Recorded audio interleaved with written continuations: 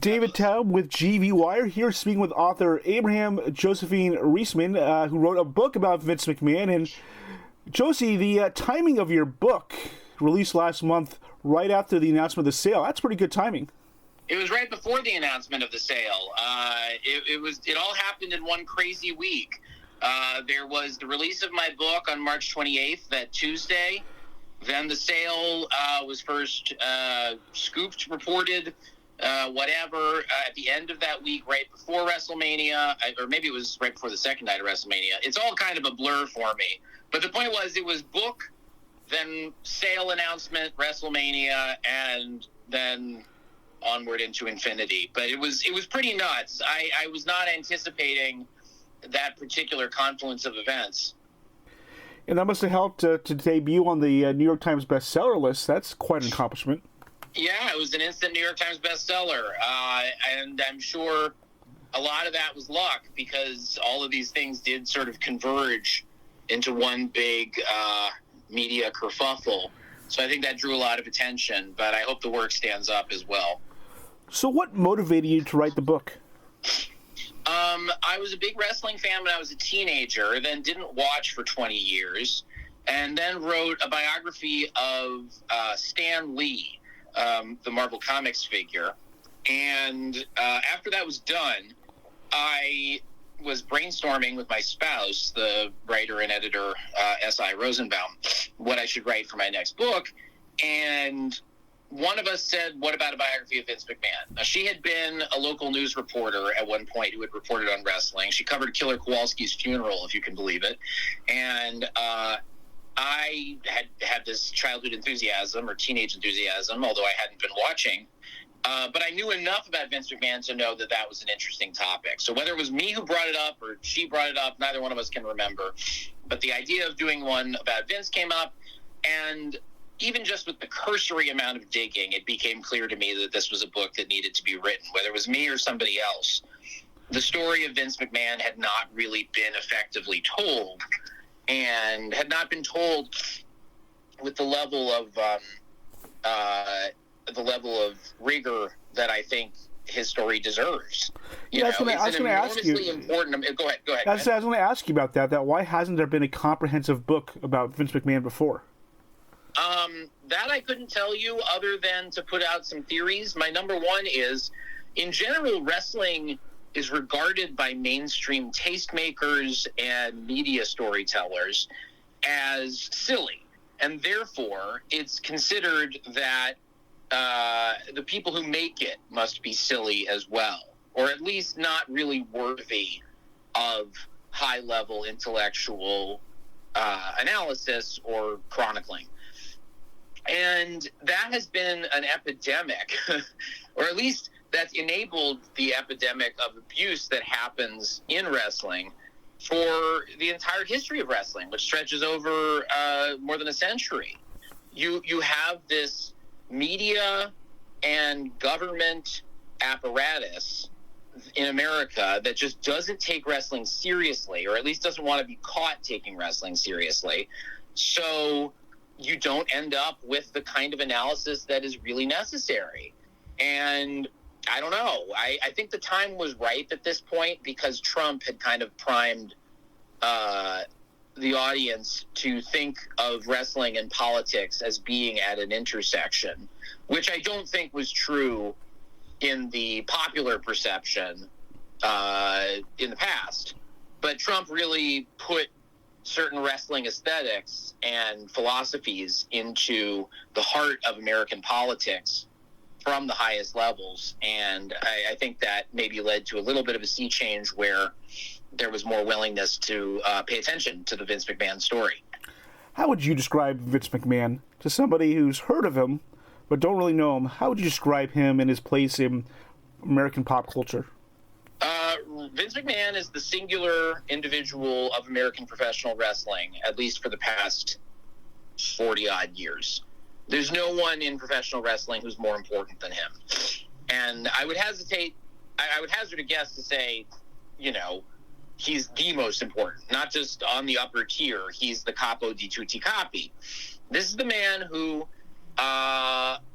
bought his father's wrestling company, which was confined to the Northeast, in 1983, and then proceeded to, in the course of just a few short years, basically demolish the wrestling industry as it had existed in in America, in the United States and Canada. Mexico has its own system that wasn't really much affected, but Canada and the United States were the battleground for Vince's war of conquest. And, you know, within 10 years, there was only one competitor left, Ted Turner's World Championship Wrestling. And within 20 years, there were no competitors left. For about 20 years, from 2001 until 2019, Vince was essentially unopposed in professional wrestling. You know, there were no other major promotions that posed any threat to him.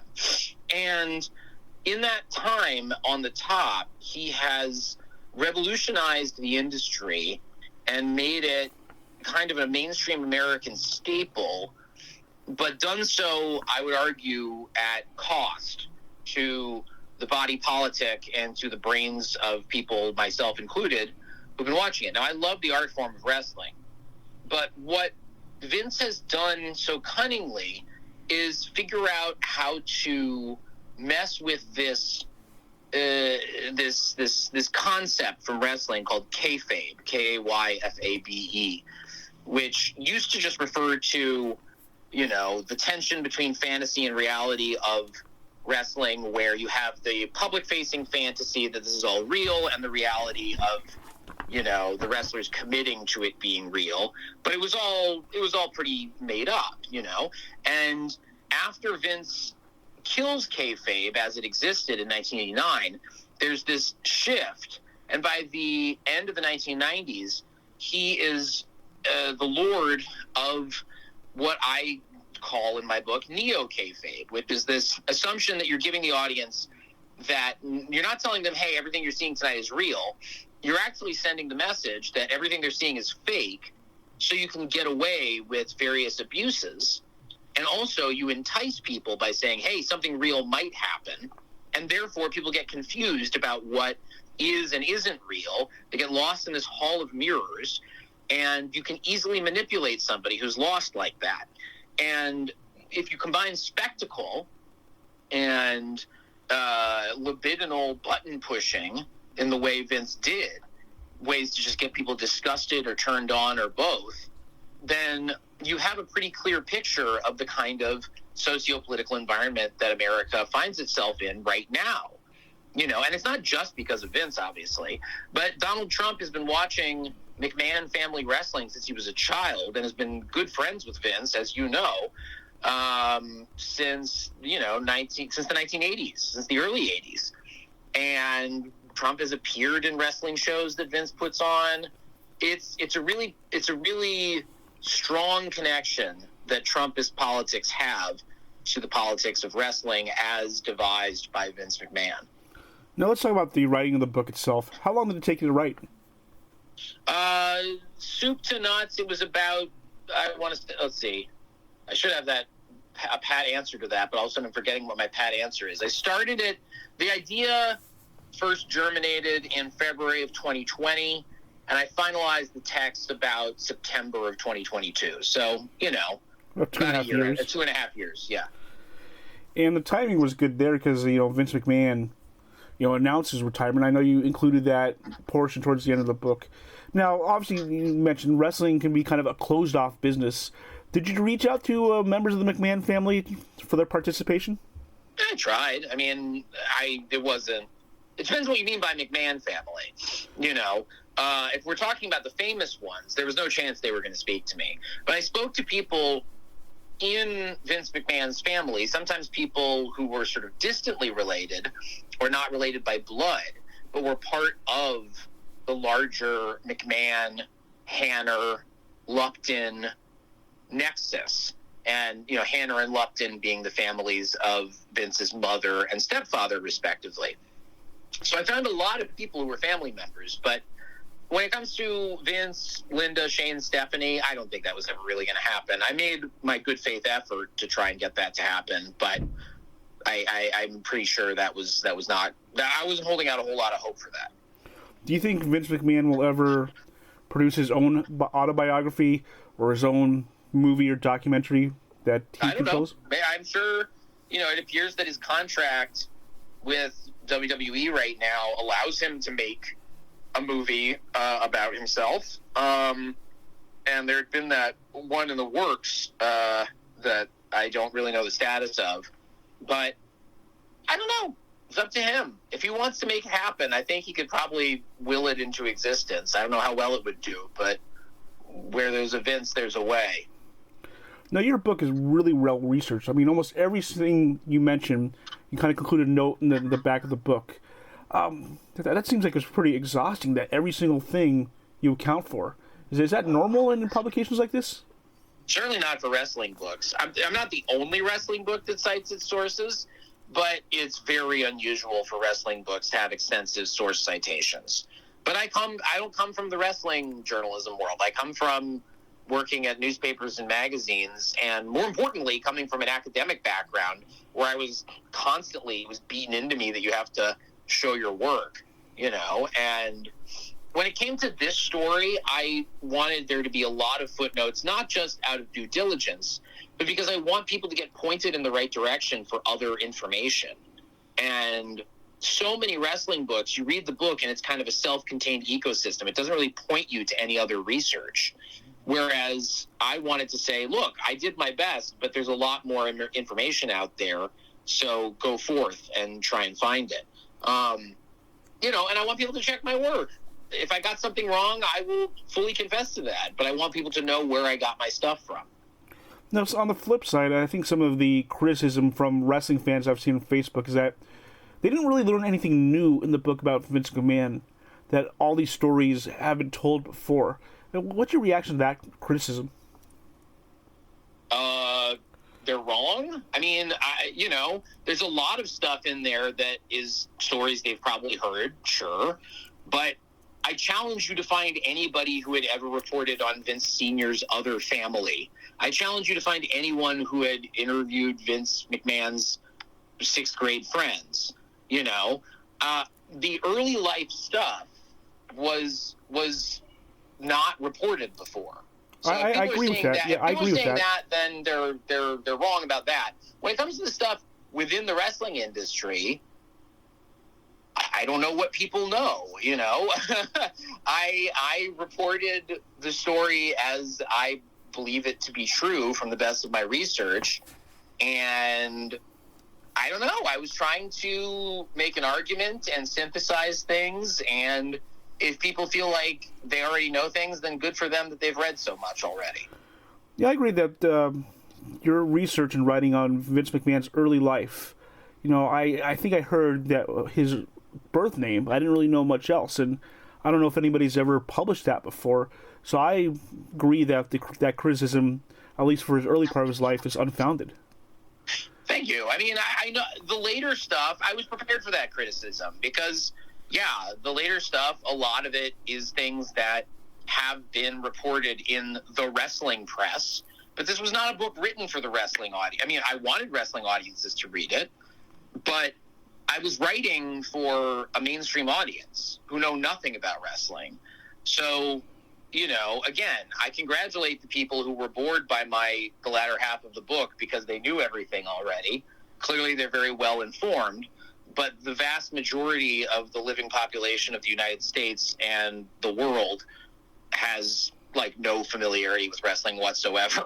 So I'm sorry if I'm retreading things, but are you going to complain about a Lincoln biography because it summarizes information we know about the assassination? No. Maybe you already know it, but the Lincoln biography is there for all readers. Do you think you'll ever write another wrestling book? Do you have something in the works? I want to write a sequel to this one. I mean, I had a very strict word count. I was only allowed to write to a certain length because we wanted to market to mainstream readers. We didn't want to have a big brick of a book that a person who doesn't care about wrestling might see and be intimidated by. We wanted something that seemed accessible. So it was either I could tell his entire life story in brief and just glide over the surface, or I could dig in but not tell the full chronology of his life. And I chose the latter. So the core narrative of this book ends in 1999, and then there's a robust epilogue, but the main narrative ends in 1999. And I've done a lot of research already into a lot of things that happened after that. I have a lot of material related to Vince in the post-1999 world, but I didn't have space in this book, and hopefully someday down the line I will be able to write the follow-up. You know, my guess is I won't do it until Vince is no longer with us, because I want it to be a complete arc. You know, I want to, and that could be a long time from now. His mother lived until she was 101, and he's 77, so we could have a lot more time of Vince McMahon at the helm ahead of us. Right, and finally, do you think anybody truly knows what Vince McMahon is like? You know, away from the stage, away from the cameras. Yeah, have you got a sense by writing this book that you can get a sense of what he's really like? I did my best. I don't know. I never met Vince. I will fully confess that I've never met Vince. I would have loved to interview him or hang around and be a fly on the wall, but that was not offered to me. So I did the best I could with other people's accounts. And I think Vince is a lot of different things to different people. I don't think there's one stable Vince that is the true Vince behind the scenes. My belief is he is kind of an unstable personality who can go through a lot of different shifts and is defined less by some core value than by a hunger. You know, he's a living hunger made manifest, and he wants more. He wants more, and he wants to be the top dog in any room he walks into. I think that's the best way I can summarize the real Vince McMahon. Is he's a teenage boy who wants to be taken seriously by his father. And I think he'll forever be in that state. No matter how old he gets, he will always be that teenage boy who just met his father, the wrestling promoter, and wants to be taken seriously and loved by him. Hey, Josie, thank you so much for the time and talking to us about your book, Vince McMahon, Ringmaster, The Unmaking of America. Thank you so much for having me. All right.